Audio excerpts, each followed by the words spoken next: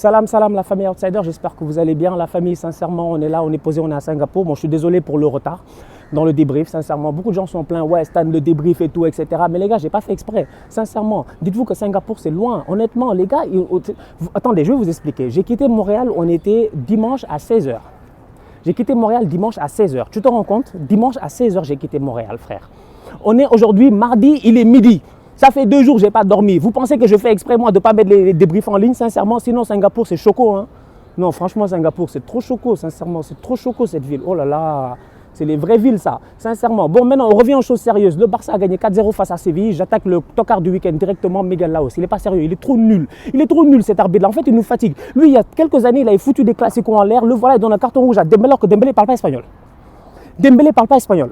Dembélé, la seule chose qu'il sait dire en espagnol, c'est excusez-moi du retard. Sincèrement, parce qu'il est tout le temps en retard. Ou excusez-moi de la blessure. Mis à part ça, Ousmane Dembélé, aujourd'hui, lui donner un carton jaune, un deuxième carton jaune, juste parce qu'il a osé dire à l'arbitre que son arbitrage n'est pas bon. Sincèrement, je trouve ça très sévère. Parce que derrière, quand les Dimitri Payet, j'ai dit, mais si Dimitri Payet était aujourd'hui, Dimitri Payet qui a pris 4 matchs de suspension avec Marseille parce qu'il a insulté l'arbitre, on va être très très sérieux. Si un Dimitri Payet était aujourd'hui en Liga, mais je ne parle même pas d'expulsion, il aurait été suspendu du championnat. Donc aujourd'hui, sincèrement, Miguel Laos, ce qu'il a fait, c'est du n'importe quoi. On va être très très sérieux. C'est abusé. En fait, c'est de l'abus de pouvoir notoire. Le Barça gagne 4-0, sincèrement, sans aucun problème. Léo Messi est de retour, ça je vous l'avais déjà dit. Vous avez dit que Messi est de retour. Messi est dangereux. Vous avez vu le coup franc qu'il a mis? En fait, Séville, il manquait plus que Séville mette le mur carrément de Donald Trump. Je dis bien le mur de Donald Trump. Et même malgré ça, le ballon serait arrivé au Mexique. Franchement, Messi is back.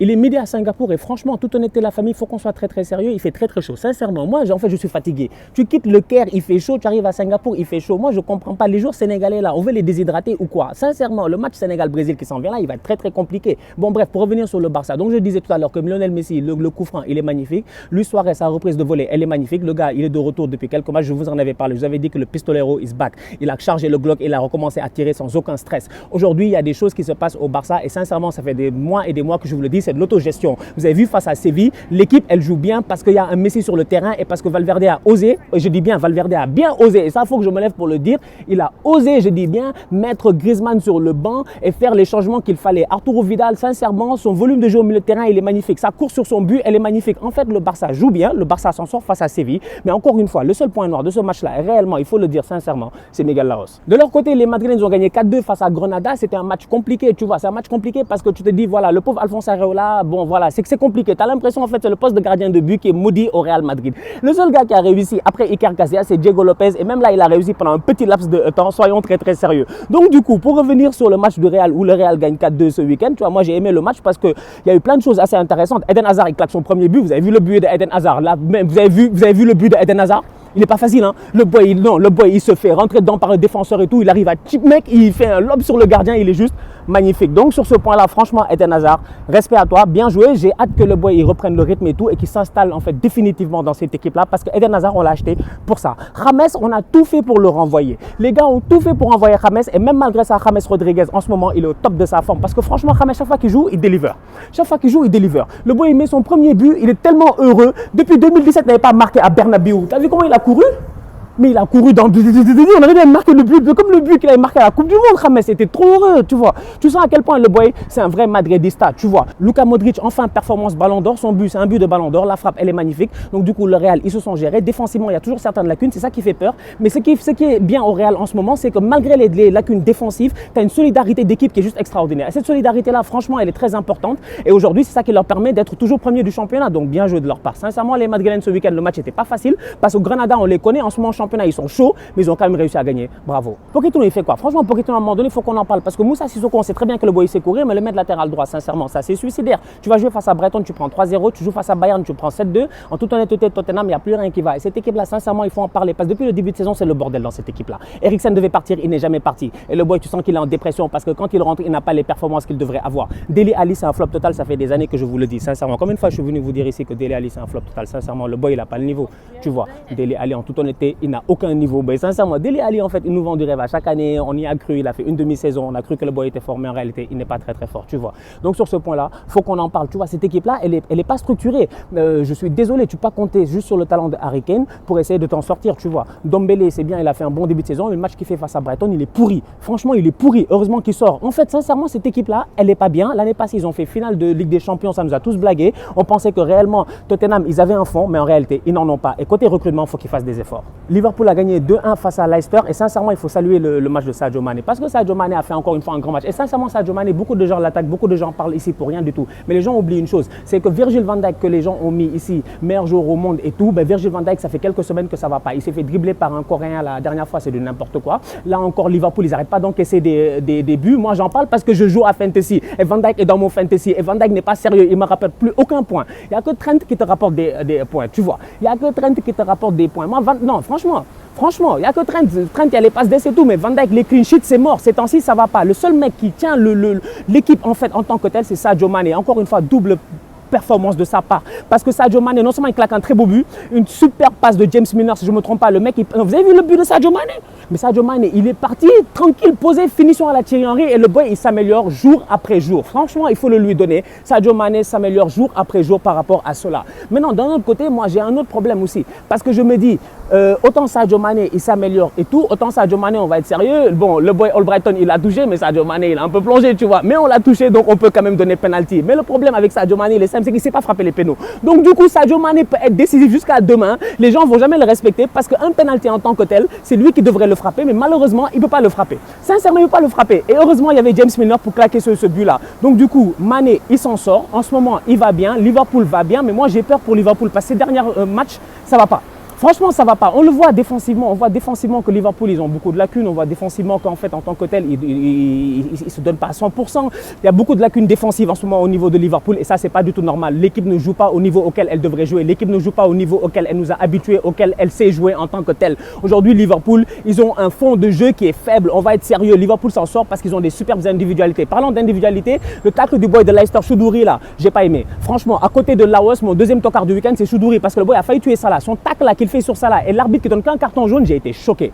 La saison passée, on a vu ici Manchester City, si je ne me trompe pas, ils avaient 8 ou 9 points, n'est-ce pas? Vous vous rappelez? Ils avaient 8 ou 9 points derrière les gars. Je ne sais pas si vous vous rappelez, derrière Liverpool. Et même malgré ça, ils ont réussi à les rattraper, ces points-là. Et en plus de ça, ces points-là, c'est quand est-ce que Liverpool a commencé à les perdre en décembre? Le championnat d'Angleterre, on le sait, il se joue au Boxing Day, il se joue durant le mois de décembre, en fait. Durant ce mois-là où on accumule beaucoup de matchs, en fait, où les gars, physiquement, ils seront fatigués. Aujourd'hui, quand tu vois la saison qu'a fait Sadio Mané, par exemple, où le boy, en fait, il est sur une année extraordinaire, 2019, même 2018, on peut le mettre à l'intérieur. Le gars n'arrête pas, il n'abdique pas, il n'a pas pris de vacances, il fait Coupe d'Afrique. Il arrive en ce moment, il porte Liverpool. Je me dis, Mané, à un moment donné, c'est un être humain. Franchement, je l'aime beaucoup, mais à un moment donné, il va être fatigué. Et quand il va être fatigué, qu'est-ce qui va se passer?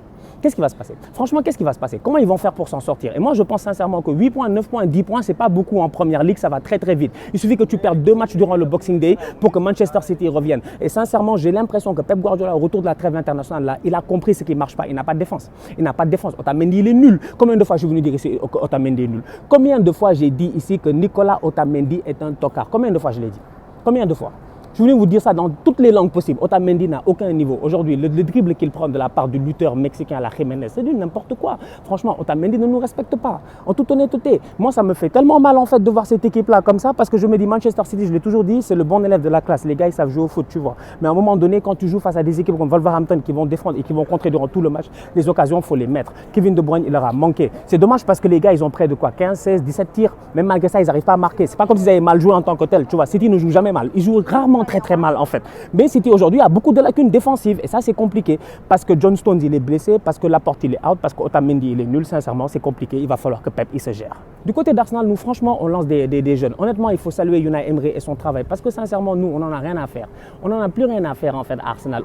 Mais je vous dis on s'en bat les couilles en fait. On met des Saka et des Willock et on arrive quand même à s'en sortir. Sincèrement en Europa League ça marche bien, en championnat pour le moment ça marche bien. Défensivement David Luiz ce week-end il s'est géré, il a claqué une tête. Franchement cette équipe-là, elle joue bien. Le seul problème, il est simple avec Arsenal, encore jusqu'à présent, c'est ce manque de maturité-là. J'ai l'impression que si on avait une bonne maturité, on aurait pu peut-être prétendre titiller les gars pour le titre. Je ne dis pas gagner le titre, mais prétendre les titiller pour le titre. Parce qu'Aubameyang est dans une forme extraordinaire, même s'il n'a pas marqué ce week-end, c'est quand même dommage. Mais même malgré ça, en fait, cette équipe-là, elle va bien, elle joue bien, elle respire la sérénité. Et rappelez-vous qu'il nous manque Lacazette. Quand Laka va revenir, vous allez voir, boum chakalaka, on va être de retour. Il y avait un temps où je faisais des minutes Paris Saint-Germain, mais là j'ai décidé d'arrêter de faire des minutes Paris Saint-Germain parce qu'à mon humble avis, en fait, ça ne sert plus à rien en fait, de faire des minutes Paris Saint-Germain. Les gars, en ce moment, ils se gèrent, ils jouent bien. Sincèrement, cette équipe de Tuchel-là, elle est intéressante parce que les boys, le recrutement, il est bien. Et je vous en avais parlé de Leonardo. Je vous avais dit que son recrutement allait être énorme. Vous avez vu le recrutement de Leonardo? Franchement, Sarabia, il fait une saison extraordinaire à l'image de la saison qu'il a fait l'année passée parce que Sarabia, c'est un top player. Les gars qui regardent la Liga, ils savent.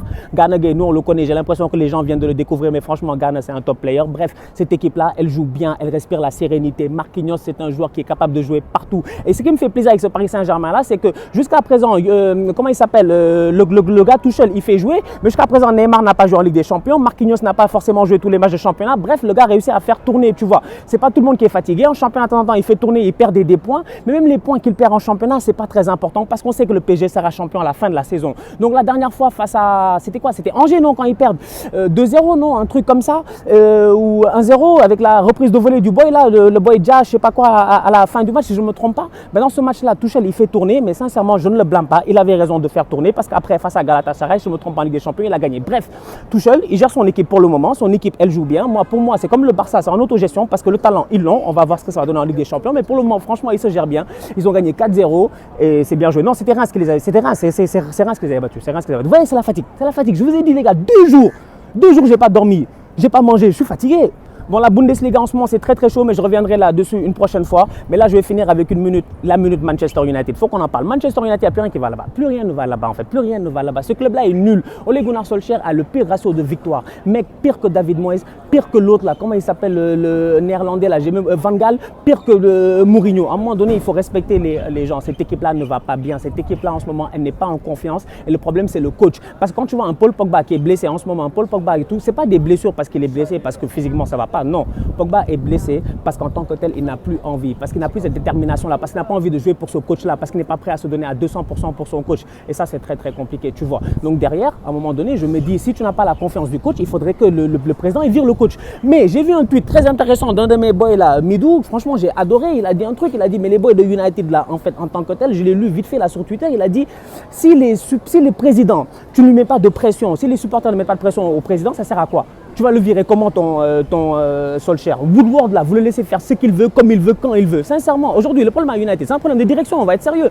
Depuis le départ de Ferguson, je sentais réellement que c'est lui qui gérait le club. Ferguson était coach, manager et PDG du club en tant que tel. Il était président, directeur général. Aujourd'hui, Ferguson est parti, il n'y a plus personne pour prendre ce relais-là. Et United va très très mal. Et ce qui se passe en ce moment, sincèrement, ça me fait mal. Parce que quand je vois Old Trafford, plus personne n'a peur d'aller jouer à Old Trafford, plus personne n'a peur de jouer contre United. Les gens n'ont plus rien à faire de United, c'est pas normal. Bon la famille, on se capte cette semaine pour un nouveau débrief, le temps que j'aille me reposer un peu, que j'aille voir les lions à l'aéroport et tout, que j'aille faire les entraînements du Brésil, etc. Bref, restez à l'affût, c'est un long voyage, c'est beaucoup d'efforts et tout, donc la famille, franchement, gérez-vous quoi. Même si ça vous intéressait pas, même si ça vous intéresse pas, excusez-moi, allez sur YouTube, donnez-moi mes vues quand même. Oh, j'ai pas fait quand même 2 jours, j'ai pas traversé d'Atlantique, le monde de la mer Caspienne, la mer Noire, toutes les mers que tu puisses imaginer pour venir à Singapour, pour que les gars regardent pas les vidéos, donc regardez les vidéos. En plus, franchement, Singapour, comme j'ai dit, c'est choco. Donc du coup, on aura l'occasion d'en parler, on aura l'occasion de se revoir et tout, la famille. J'espère que vous serez là, franchement, parce que moi je serai là cette semaine. Ça va être long, le décalage horaire il est de 12 heures, tu n'as même pas le temps de te remettre ton décalage horaire, tu es là, tu es dans le terre-terre, dans le chaud, tu n'as pas le choix, by the outsider. Et voilà, donc du coup, comme j'ai dit, c'est pour vous. Donc on se capte très très bientôt, nouveau débrief, soyez là, je serai là, Brésil-Sénégal, Brésil-Nigeria, tous outsiders.